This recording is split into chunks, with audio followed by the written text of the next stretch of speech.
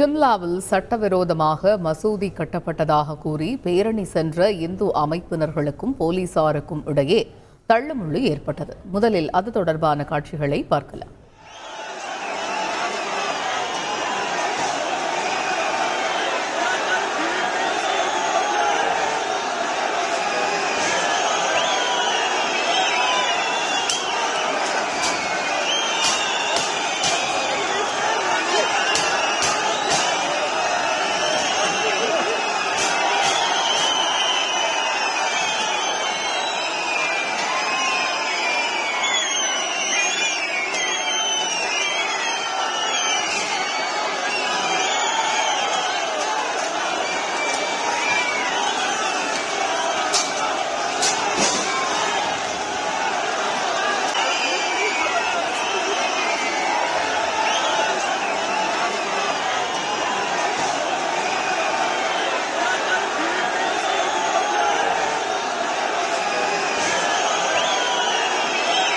இது குறித்த கூடுதல் தகவல்களை எமது செய்தியாளர் ராஜாவிடம் கேட்போம். ராஜா வணக்கம். இந்த சம்பவத்தின் முழு பின்னணி என்ன? அது மட்டுமின்றி தற்பொழுது அந்த பகுதியில் நிலவும் சூழல் என்ன?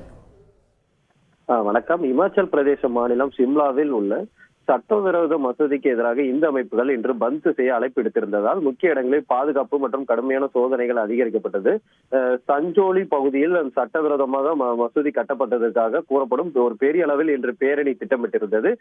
தொடர்ந்து அவர்கள் அந்த சுரங்கப்பாதை சிம்லாவில் உள்ள தள்ளி டனல் ஈஸ்ட் போர்ட்டில் உள்ள ஒரு சுரங்கப்பாதை வழியாக செல்ல முயன்ற பொழுது அங்கே தடுப்புகளை வைத்து போலீசார் அவர்களை கலைந்து செல்லுமாறு எச்சரித்தனர். அதையும் மீறி தடுப்புகளை உடைத்து அவர்கள் முன்னேர்ந்து சென்ற காட்சிகள் தான் வெளியாகி இருந்தது.